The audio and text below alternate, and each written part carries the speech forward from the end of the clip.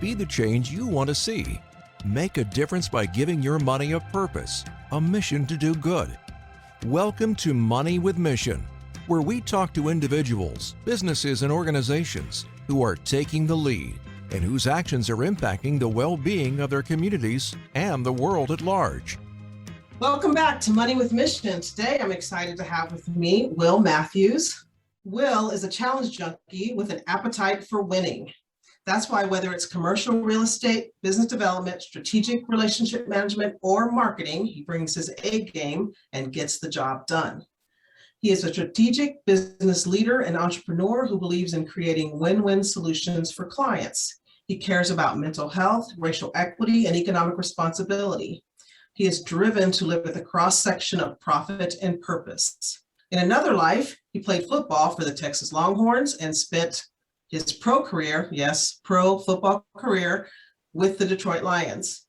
When he is not charting into the unknown, he focuses on physical health, giving back, writing music, and being a family man. You got a lot going on, Will. Welcome. Thanks for coming on.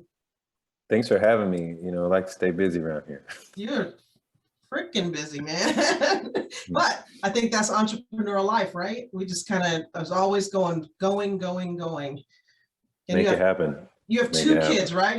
We were just talking about that. Two boys that are in sports, and you are. Yeah, so I've got a 14-year-old who's playing freshman football right now, and a 5-year-old who's playing t-ball.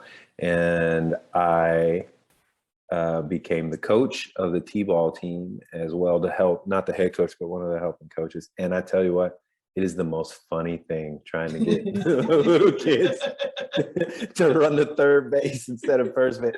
It's just hilarious. So it's the best. I thought my girls, I have two daughters. My daughters played t-ball, and I thought it was just a struggle to get them to even swing the ball and swing the bat to hit the ball. That's like, that was those are some long afternoons. I'm just gonna say that, watching t-ball.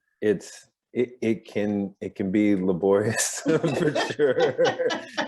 They don't know what's going on, and it's so funny. But it's painful. It's as painful as it is funny.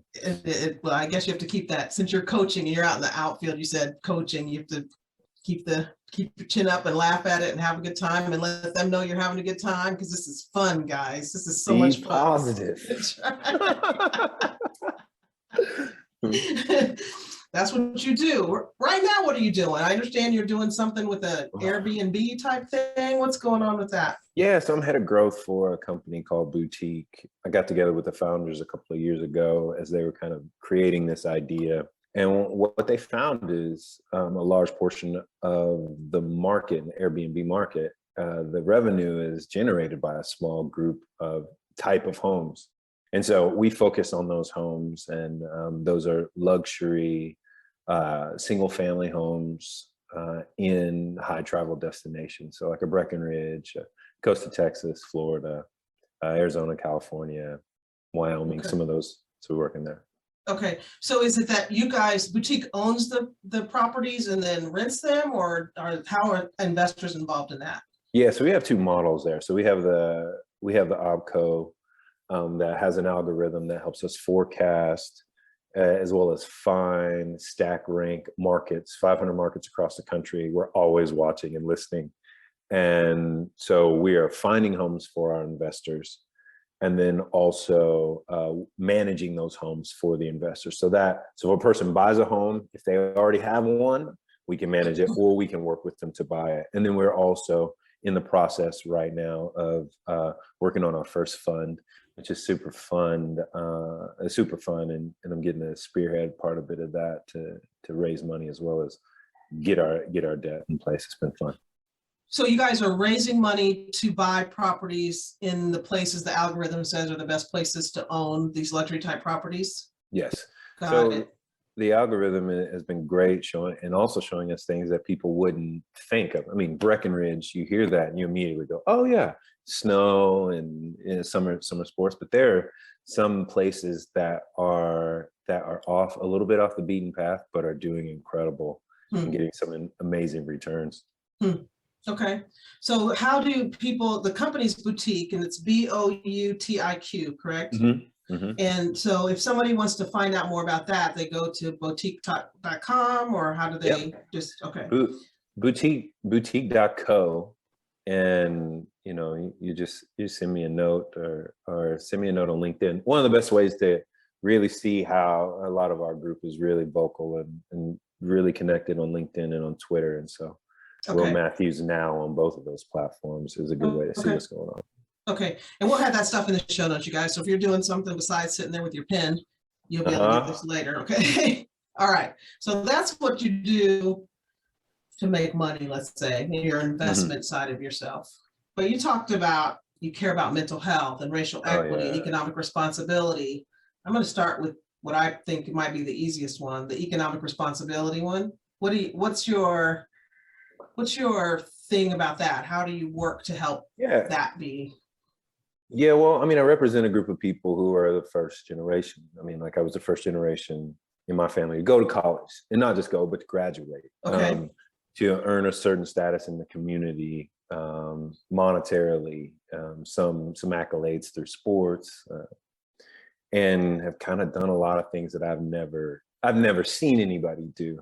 Okay. And so I've been working with people of color especially, and younger people who've made quite a bit of money early on, to ask some questions like, well, now what? They don't really teach you that. I mean, especially in football, all we thought about was just getting to the league. Hey man, I'm gonna get to the league. When I get to the league, everything's gonna be, no, it's not gonna be perfect. It's, the problems change. And so what do you do once you've arrived in society, and how do you use your money to make more money, and how do you kick the door in a way that opens it for other people to come inside? And so those things are really important to me. Okay. So you work mostly with young football players, professional football players, or all sports, or anybody who's, like you said, arrived, who's making money now and doesn't, and you feel like may not know what to do and how money actually works. Yeah, and you I think easily you start off and you're like, yeah, I'm gonna work with football players, that's where I'm from, but then you kind of get into it, and everybody's in a different place in their life. Sometimes guys, I walk off the field and some of the guys are like, yeah, man, I just don't know what I'm going to do next. And then some guys are like, I got everything planned, So what I have learned is putting out in the community that, hey, this is what I'm doing. This is what I care about. If you would like to do it with me, here I am. And started to work with athletes, business leaders, entrepreneurs, tech savvy people, whatever. But the catalyzing thread is that they have done something to a really high level. They are mission minded, and they may not know what to do with the mission that they want to be a part of. So I kind of get in there and help out, make some connections. That's exciting. That's really good. We need so much more of that, because so many people get to the place where they're making money, and then what? It's like you said, you feel like once I make the money, then we don't realize that once you get there, there's still more to come. And what do you do? So that's what Money with Mission is about too, helping people understand what they can do. You can do a lot. You can do a lot. And I like the part about opening the door for other people. It's not just about us anymore. Once you get to where you need to be and get your stuff, it's time for you to help other people get their stuff. I really like it. Okay, you talk about racial equity. I know you've done had a big program not too long ago about that. Talk about that. Yeah, I mean, this is probably the most earth-shattering thing that has ever happened to me in my life. Really, the day when George Floyd was murdered, I didn't know George. But George basically lived down the street, like in Houston, like boys that I played football with and people who I've grown up with knew him. And when you saw his face, it was like, gosh, that could have been my face. That could have been my son's face. That could have been my friend's face. Like it's just so close to home. And there's so many things about racial injustice. My whole life I've been taught to, if you want to get ahead, don't worry about all of that. Put that on the back burner, go and get your money. Right. Yes. You can call the shots. And a part of that is very, very true. But then also there comes a space where, you got to know the right time. You got to turn around and stand up and say, no, this is not the reality. and this is not the future that I'm going to leave for my sons and my friends. And so I reached out inside of my community and had some interesting conversations and started two things. One was a event series that brought business leaders who were not of color into a place to talk, and kind of in the same format. It was right during COVID, so it was all virtual. We brought 50 to 200 people to listen, and we would talk about like just real stuff, like what are you doing inside of your business, and why are there no people who look like me at any of the places where you own these companies? Why is that? You know, how are you working through that? What have you seen through George Floyd? Did this actually affect you? And it was an incredible time, and I think it was a wonderful window for grace for people who didn't look the same to kind of have a conversation on somewhat common ground. And from that, we put together an event called the Herd Event, and the Herd Event brought a bunch of mostly University of Texas and professional athletes and some really great musicians together to just talk about racial inequality, their experience in it, and really kind of inspiring people to take it on to the next level. Like, and this theme came up a bit ago. Like, well, what's next? Like now that like, you know, we've all got an opportunity to acknowledge, apologize, and then create a new path forward. What are we all going to do together? And we thought that music and sports really go together to help paint that story well. Okay. So look, when you had the meetings, and all right, let me ask you this: are those conversations still happening? To me, that's a beautiful thing where you can actually all get together and feel safe enough to say how you felt about that thing, whether it was whatever that feeling is. Because I talked to people who didn't really understand it. They just didn't get it. And let's talk about this. Let's say that, you know, people think that couldn't happen to anybody else. Like, yeah, sorry. It happens a lot. I don't know. They're just being able to talk about race in a way that's where you can feel safe around people is very important. And that's, to me, the beginning of us even understanding each other and ending the whole inequalities and injustices, and you're different than me because your skin's color is different. And I'm like, if we just all peel our skin off, you'd know we're all like the same inside. It's kind of all looks the same inside. What's different is our experiences because of what we look like on the outside. It's all very interesting to me. There was a really interesting window in time where people together saw what happened to George Floyd and identified it as murder, and was like, whoa, is that happening? And I had a lot of those kinds of conversations. Some of them, you know, were really fruitful and beautiful, and, you know, we all grew as people and angels flew around, you know, but some of them were not. Some of them were not. Like, there were people who were vehemently vilifying what was happening and saying it was this and it was that. And some of those conversations have continued, to be honest, and some of them not so much. Everybody just kind of got back to their hustle in a lot of ways, and I understand. And I think over the last year and a half, 2 years, the thing that I have learned, and I'm growing in having grace for people, is like the conversation about race for me. It started when I was born. I have been talking with people who would listen and people who looked like me specifically about who I am as an African-American man forever. And I have learned to grow in grace, to realize there are some people who just had that conversation last year. They've lived their whole life, 40, 50, 20, 30 years, and that reality was not their life. And so I have invited people to a conversation that's been going on for 465 years. And they're like, whoa. And so, like, us as a collective, even though I'm hurt, I've been trying to, like, God help me. Let me have some grace for other people in their journey. And, you know, most people, they may not understand, but when it comes down to it, like you were saying, like you talk about life and like all these things are coming together, like we're like right here, like you and me, like we get this. But also when people see me, they think I'm a criminal.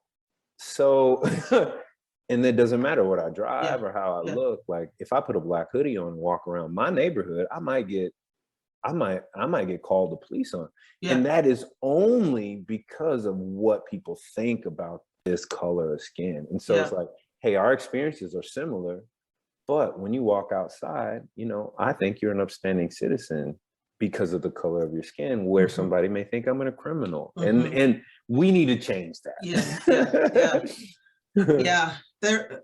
There's a lot of programming that went into that, and there's got to be a lot of deprogramming. And and I guess the first way to deprogram something is to recognize that it's a program.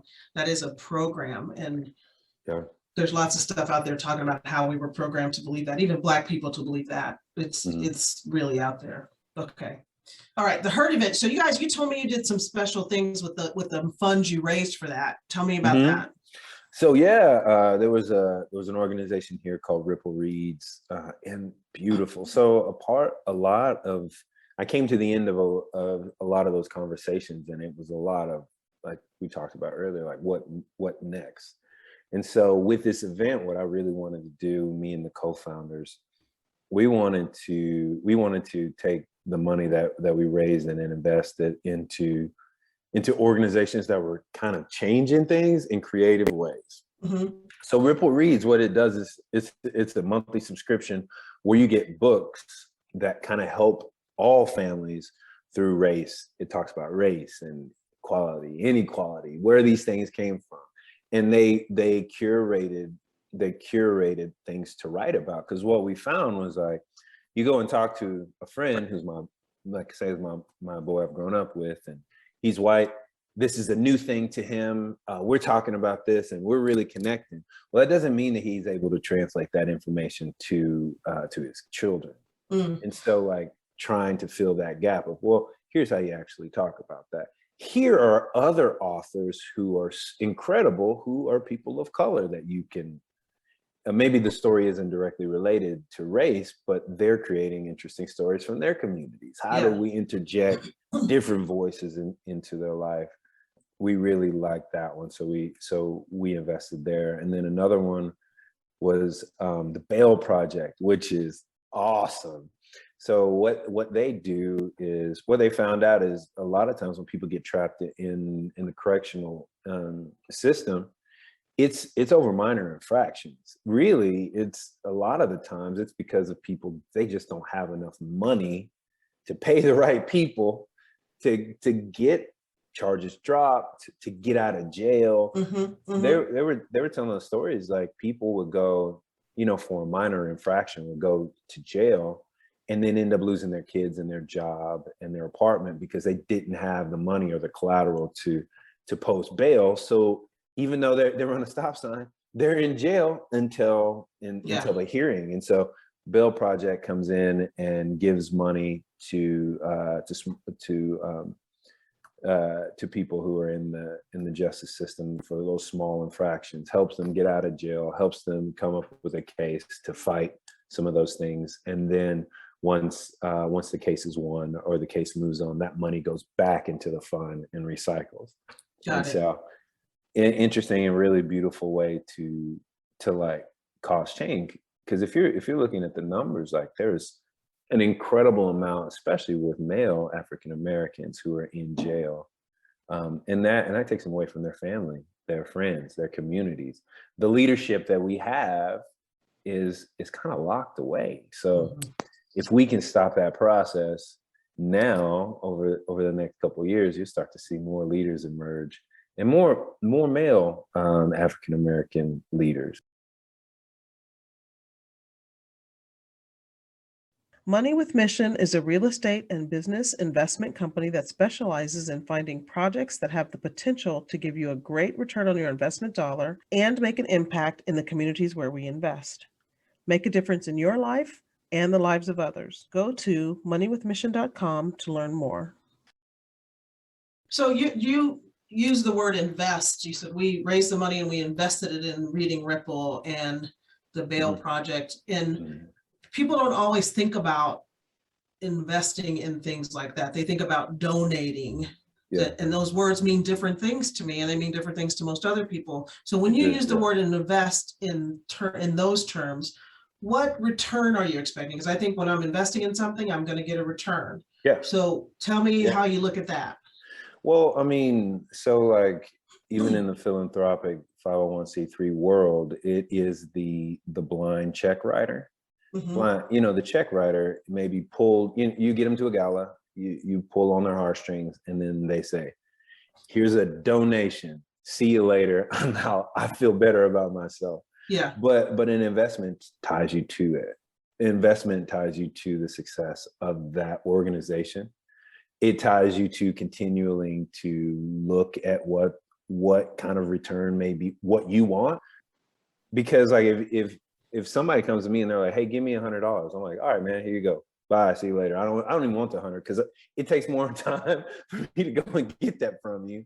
Yeah. But if I invest this money, whatever you're doing with this, I'm responsible for. Yeah. And so like I have, it gives me more of a, hey, we are investing in this program, because returns to me are not always monetary. Like I invest in relationships, and then I get relationships back, like there are all kinds of things to do that. And so I use that investment as more of a, this ties like my heart to it. Yes. So that's one thing about Money with Mission is we are about social impact investing. And I talk about being able to measure the impact. And when you invest in a 501c3, if, like you said, if you give away your money, you donate your money, like it's a donation. I like the way you put that. Is like you give it and you move on. But if in your head you're thinking about that of investment, like you're investing in real estate, you pay attention to that thing. If you're investing in the stock market, you tend to pay attention. If you invest in Reading Ripple and think in your mind as an investment, you're going to pay attention to what they're doing. You're going to look to see what impact is my money really having. And I think that's the biggest thing. If Reading Ripple's not having the effect you want them to have, you don't invest in them anymore. You invest somewhere else. Yeah. And so it holds them accountable to you so that they can show you what you're doing. It's very important to me. If you're investing for impact, you want to make sure that impact is happening. Yeah. That's how I'm looking at it. Okay. All right. Thank you. Thank you. Okay. Oh, the other big one, mental health. Yeah. That's a big one after 2020. It's like all of a sudden people are paying it. I guess it's not all of a sudden, but it's gotten a much more attention because I think much more people, including me, felt like they were losing their mind toward the end of 2020. That was, I don't know, that was just a global experience that we all experience individually. It's so weird to me. What are you doing? What do you do to help bring more of a light on mental health and mental health issues? Oh yeah, I mean, from the community I'm from, even saying mental health was super taboo. Yeah. And for me, it was, if you're depressed or, you pray it away. And although like I will not diminish what I believe about the power of prayer, I think it's a very special thing. Also, I do believe that God created physicians to help us. Yes. There are miracles that come in a lot of different ways. A breakthrough in the medical field is a miracle to me. Yeah. So reframing that is kind of how I started, and the genesis of that came from after football. You walk into a locker room and you've actually paid your whole life to this sport. You walk into the locker room and then all your stuff in there it's gone. And they take your helmet, they take your stuff, they take everything, and it's like a garage sale. It's like you never existed there anymore. Like you never existed. And that's the game, and then you're 20 something. Well, I was mid to late 20s. And then, you got to decide, well, who am I going to be? I thought I was a football player. What is my journey? And it's easy to hit rock bottom. I mean, with myself, I dealt with quite a bit of, just that identity of like, what kind of man am I? if I was tough, I would still be playing football. Yeah.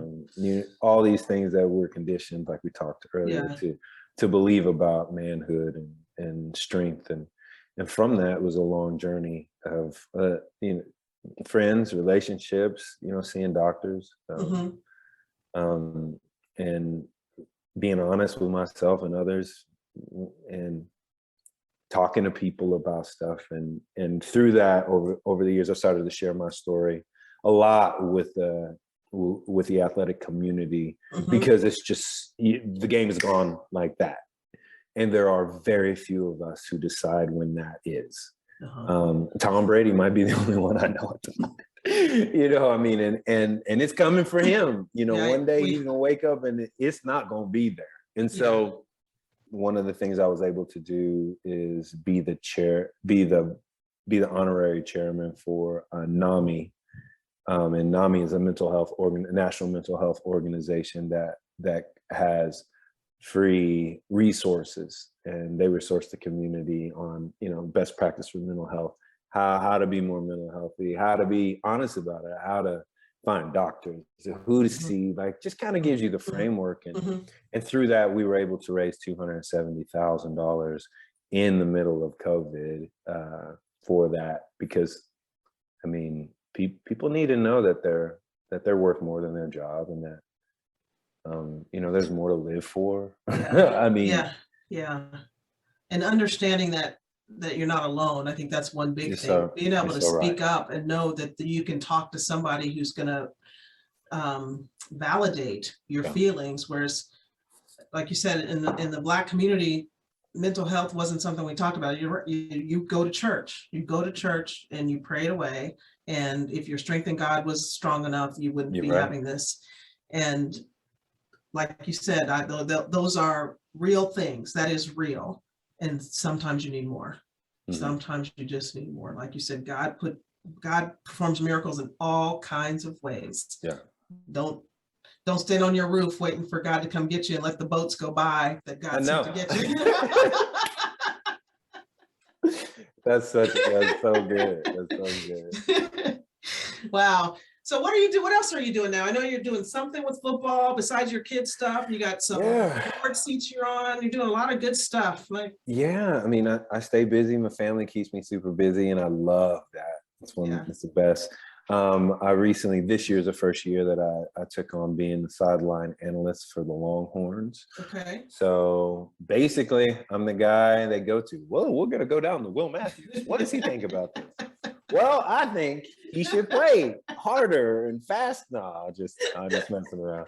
But yeah, that's been super fun. And in the mental health, kind of piggybacking on that, like there's like a full circle. It's beautiful, like coming back to the game and not playing, but being close to the game has been beautiful. And then as well, I just started my term as one of the trustees on the board of Seton Ascension. And this organization is an organization that has been shouldering the Austin community for quite some time with healthcare, with saving children out of sex trafficking, homeless, meds, like anything that people need. This organization is doing it. And so, like, if a part of what I would like to leave is a legacy, and I want to connect people, people who are busy, people who are like me and doing all this stuff. I want them to have avenues to connect to the community so that they can use their resources and capital to help other people along the road. And so people all ships can rise, because in 2020, people sank. People rose and people sank. It didn't happen that way. And so we got a little work to do on that side. Yeah.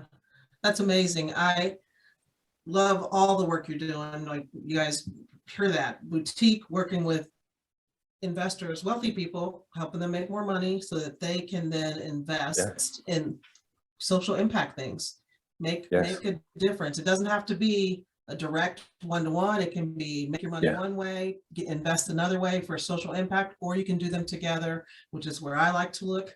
Let's get some food for people, and you can invest in that real estate that helps build that build that building that's going to provide that food for those folks.